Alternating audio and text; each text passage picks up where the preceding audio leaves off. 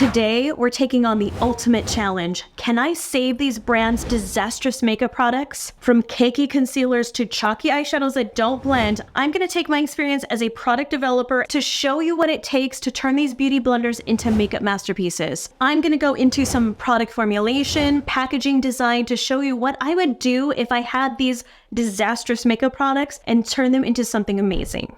The first disastrous makeup product we have is the e.l.f. Camo Concealer. Now you all, I bought this concealer with high hopes because it says on here, hydrating camo concealer. I have dry skin, so I was like, yeah, drugstore concealer that is hydrating, sign me up. So I bought it. There is nothing hydrating about this concealer, y'all. I'm just gonna say that. So I did a little investigative research because I wanna show you what this texture looks like on the skin. Okay, so here's the concealer. Now, when you first put it on, it's like, oh, it glides pretty nicely. You have high hopes when you first start to apply it. It's pretty pigmented, which is really nice, but I have fine lines on my hand. It emphasizes every fine line and it dries down so matte. It has great coverage. There's nothing hydrating for me personally about this. It emphasizes the fine lines. It emphasizes the crevices under my eyes. It was just too dry for me. So I looked up the ingredient deck and it looks like there's two things that could be tweaked for the formula because the packaging on this is fine. It's a traditional wand. The doe foot is amazing. Like everything on the packaging and the compatibility with the formula to the packaging is perfect. It's just the formula that needs to be fixed. If I were the chemist and I wanted to make this a little less matte, I would pull back on the kaolin. So kaolin is an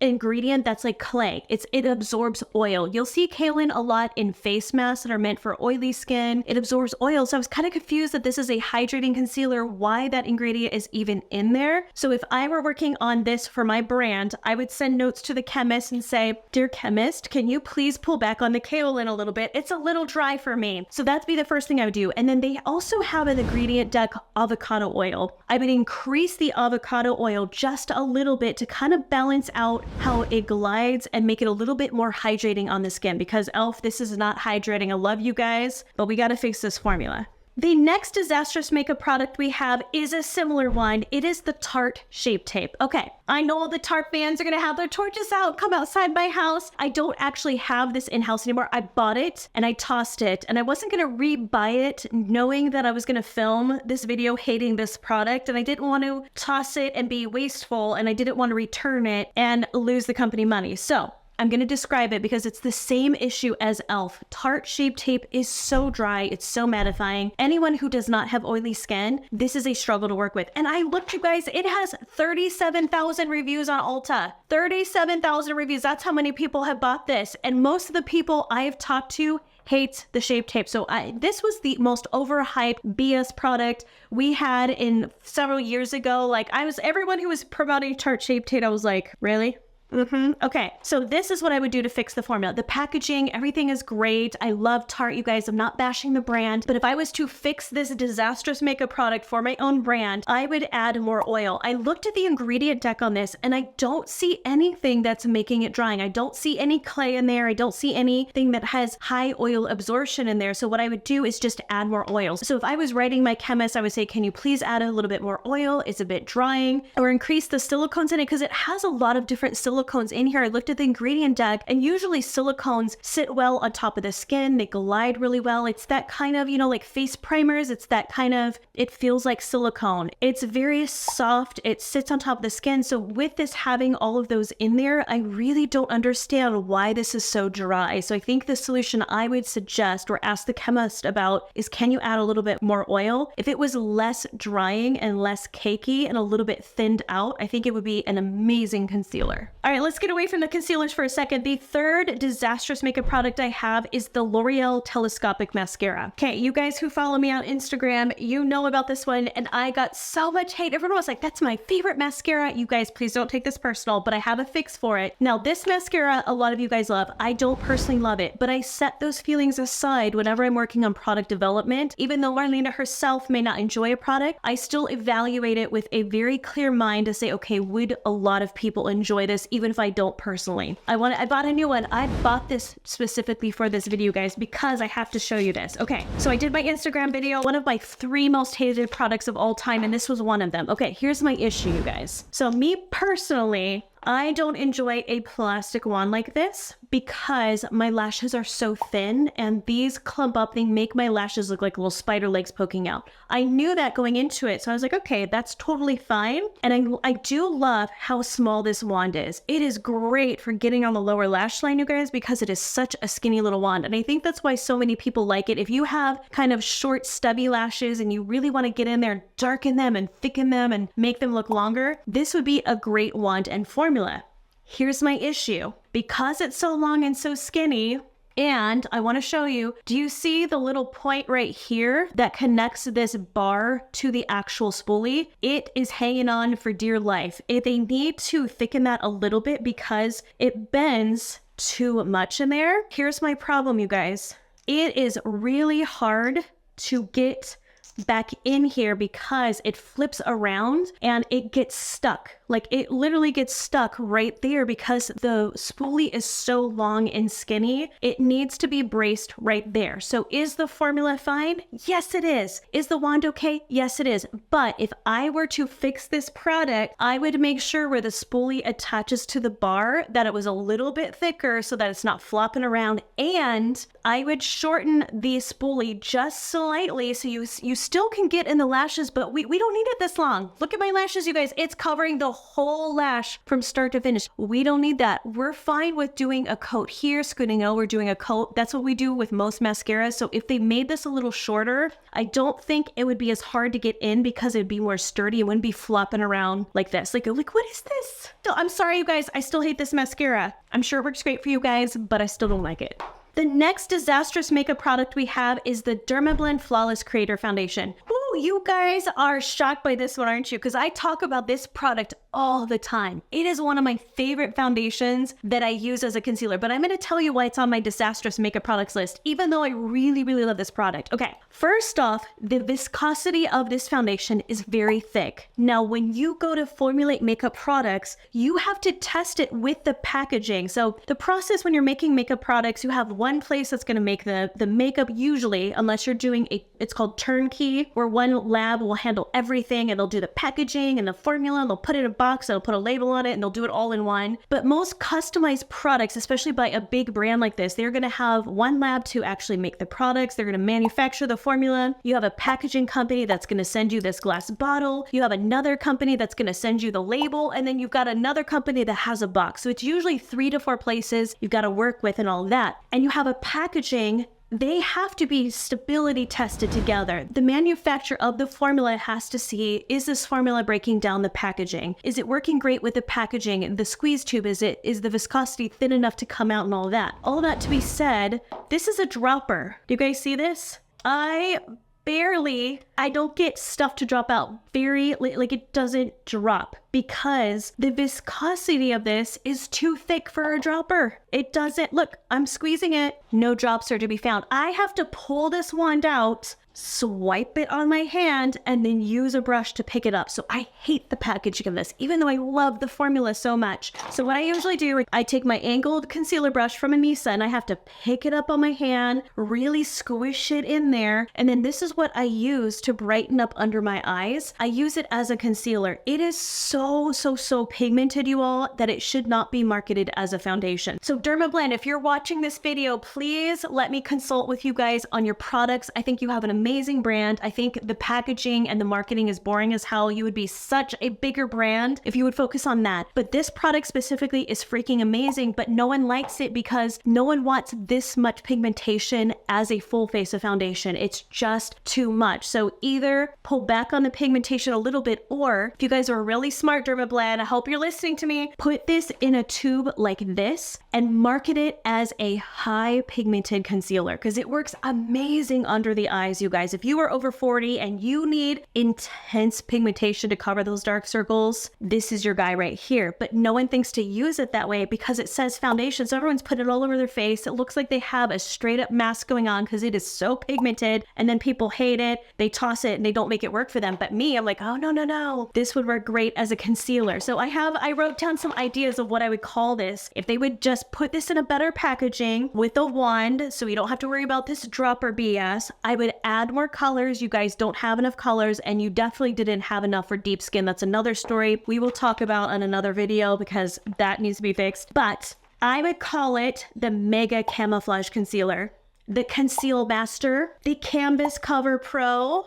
Doesn't that go along? Would you guys buy that? The Derma Blend Canvas Cover Pro. I would buy that in a heartbeat. If I knew it was a really pigmented concealer and it glides smoothly, it wasn't cakey, it wasn't thick, it gave me the pigmentation I need, and it sits on top of the skin beautifully, which is how I use it. Chef's kiss, but it's just not marketed well, and the packaging was not tested with the formula. A dropper does not work with something that has a viscosity that thick. Next disastrous product we have is the Kosas Concealer. Okay, you guys, I gotta put the glasses back on for this one because I did not buy this concealer even though I wanted to, because it had lots of great reviews. A lot of people talked about it because it blew up all over the internet that they were getting moldy. So I did a little research and I was like, okay, Kosas, what's going on here? So this is what I believe happened with their moldy products. So a lot of brands now are wanting to do clean products. From my personal experience as a product developer and working with chemists very, very closely, like side by side in the same room all the time,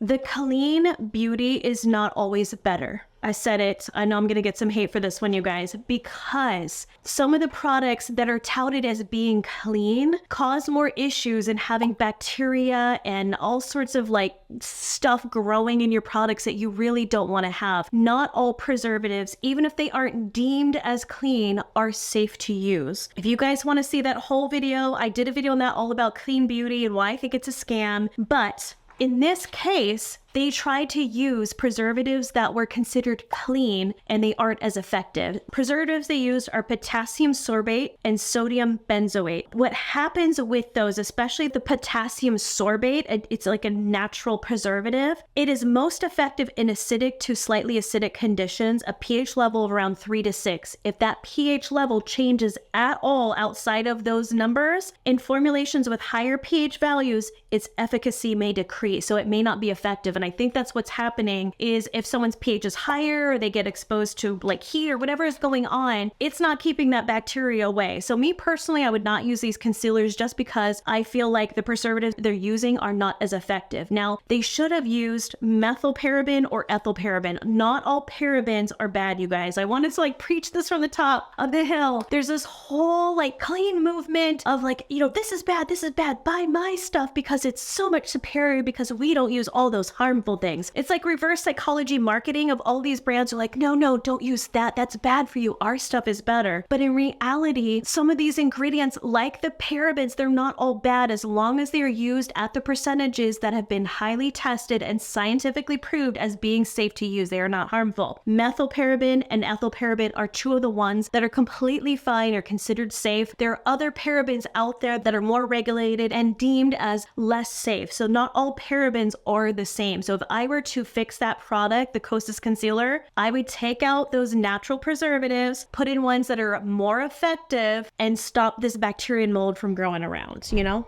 The next disastrous product we have is the Jones Road Beauty Balm. Now, I had this, you guys. I was trying to find it. I think I tossed it. I literally just had it a month ago. I did a video with it and all of that. And I think I tossed it because I was like, there's no way in hell I'm using this again. So I want to tell you what I think was wrong with that product. So the more mature crowd, which I technically am in now, you guys, really liked it because it gives a very dewy effect to the skin. If you are a very light makeup wearer, you don't like wearing foundation on your skin, but you want something to give you that luminosity, a little bit of shine, the Beauty Balm is really pretty, but the problem is it's so greasy looking. So if I were to fix this product and make it more mass appealing, I would pull back on the oil a little bit and I would increase the pigmentation. Like when I went to swatch it, you guys, it was so sheer, there was hardly any pigmentation in it, and it just looked like a greasy mess. And the texture of it was really odd. You've got to put your finger in and dig some out and blend it with your fingers. Like the average person is not going to want to do all that. So what I would do if I was Bobbi Brown, I love you, Bobbi Brown, I really do. I've loved your Bobbi Brown products when you had created them. I have plenty of other Jones Road products here that they just sent me to try. I'm very excited about it. That's the one product that Beauty Balm was like, I can't get on board with this one. If I were Bobbi Brown's team, I would take that and put it in a much smaller container. That big old bucket of Balm is way too much for any one person to use, and I would elevate the packaging a little bit. It's in this cheap plastic container with a label slapped on the bottom. It is so not the right packaging for that demographic. If she is marketing at a more mature demographic, they're gonna want packaging that looks a bit sleek and simple, but not cheap like that. So I would put less product in there. It's way too big. Use that money that you're saving with having less product, put it into a little bit nicer packaging, increase the pigmentation a little bit so that way you could actually see the color, pull back on the oil, change the texture slightly so it's a little less greasy, and then I think you would have a killer product. Next disastrous makeup product we have are Morphe eyeshadow palettes. I'm so gonna get heat for this one, you guys. I know you all have your torches out for this one. Hear me out on this, okay? I know a lot of people love these eyeshadow palettes. They're inexpensive, you get a ton of colors, they have a lot of really cool color stories. I get it. Okay, my issue with the Morphe eyeshadows, outside of the manufacturer that they use, that's a whole nother video we will not talk about today because I'm not about to have a lawsuit in my hands. Okay.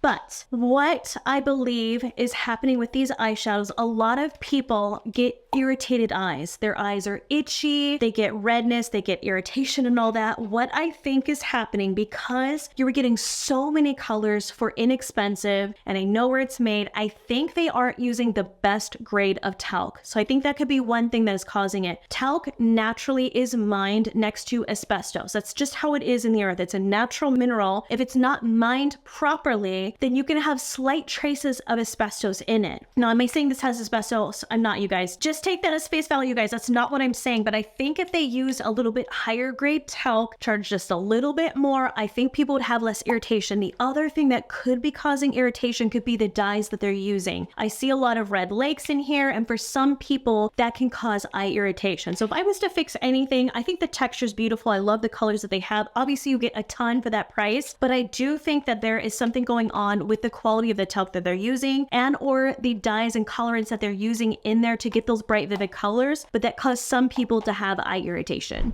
The next disastrous makeup product we have are the Dior blushes. Are you guys still with me? I know you're outside my house. Okay, let me explain this one as well. So, Dior blush, it's not bad. It definitely is not bad. I'm not saying that this is a horrible product. This is actually a little bit better than the one I tried in store. So when I went to Macy's to try this blush, everyone was talking about this pink color, which it is a beautiful pink color. In my opinion, I feel that these are a little bit drier compared to other luxury blushes. And I feel like the size of the pan and the price that you're paying for this is not great for a luxury product. If this was a prestige brand, like the level of MAC or NARS or something like that, I wouldn't probably have this in this video, but because this is luxury and it is so expensive for this teeny little blush, I've got issues with it. So if I were Dior, look how small this blush is, you guys, compared to the Valentino one. Like, look at even just the packaging size. Look at the difference between this luxury product and this one. This packaging to me screams drugstore. I'm just gonna say it, you guys, like, it's snapshot, it's this cheap plastic. There is nothing about this specific blush that screams luxury to me other than the imprinting of the logo inside. I think is beautiful. The formula is not horrible. It's not my favorite, but I feel like they could have done so much better with this packaging to make it feel luxurious. Like, make it a slightly bigger packaging with some deco on it. Make it a magnetic clasp instead of this one that clicks like this. Like, that doesn't scream luxury to me. When I look at something like the Valentino one, this has a small blush pan as well. Look at the size of this, but they have a bigger rim around here. They have all this cool deco. It clasps too, but it's not like this, like, you know, like the Dior one. This screams more luxury to me versus the Dior one. So if I were on Dior's team to make this feel more elevated and on brand with their amazing products, I love Dior. I love their lipsticks, their foundations. I have so much from them that I absolutely adore. But this blush, I just personally would not buy more for that price because of how small that is and how this packaging to me just doesn't feel luxurious. So I would make it bigger, make it more luxurious looking, magnetic, and then I feel like it would be on brand with the Dior name.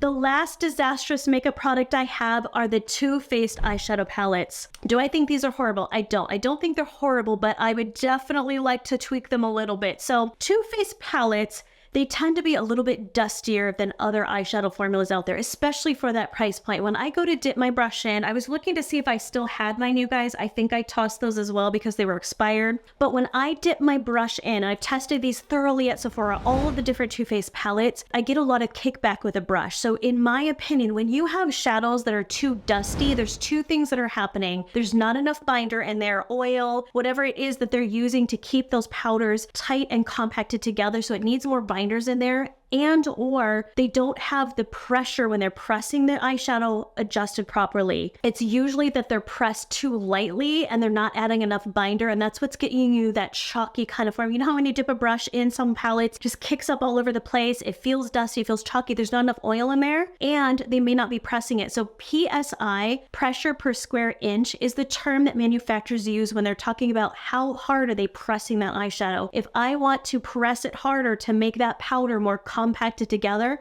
I want a higher PSI. So if I was working on Too Faced palettes, I would ask the chemist, can you please increase the binder a little bit? And can you try to increase the PSI to make it to where it's less fallout and less chalky and dusty? And then the packaging, you guys, who is Too Faced marketing to? I want to know. I feel like as time has gone on, their audience has kind of grown with them, and they're still doing this very juvenile packaging. And it's fun, but it's not fun for the average demographic that would be buying these palettes. I feel like they're trying to target teenagers, but teenagers right now, the Gen Z, they're not wanting this over-the-top crazy packaging. They're wanting sleek and subdued, kind of like the Glossier type look, not the Too Faced packaging. So if I was advising them as a brand, I would say, if you want to do that really fun packaging, elevate it a little bit to be for the a little bit older demographic, have it still be fun, but not like these cute bunny things and all of that. Like, that time has passed. Let's kind of minimize it just slightly while still staying on brand with the fun colors and the packaging, but let's just refine it a little bit. So I hope this was a fun and educational video, guys. This was not meant to be a roasting video, even though I just had fun. I was a little lighthearted with it. You guys, I really wanted to just show you what the process is of creating amazing packaging, compatibility with a formula and a packaging. What does the formula need to have? How can you tweak it to make it better? Why is it not a great product? What can we do to fix it? So none of this was coming from a place of ego, you guys. It was literally like, no, trust me, I've owned a brand. I've made a few blunders myself and I've learned along the way, but all of this was just to help you guys figure out like what all it takes to make amazing makeup products. So let me know in the comments below, what are some beauty blunders you think are out there, and let me know if you'd like me to evaluate them and try to fix them. Don't forget to subscribe, you guys. I'll see you next week for another makeup video. Bye.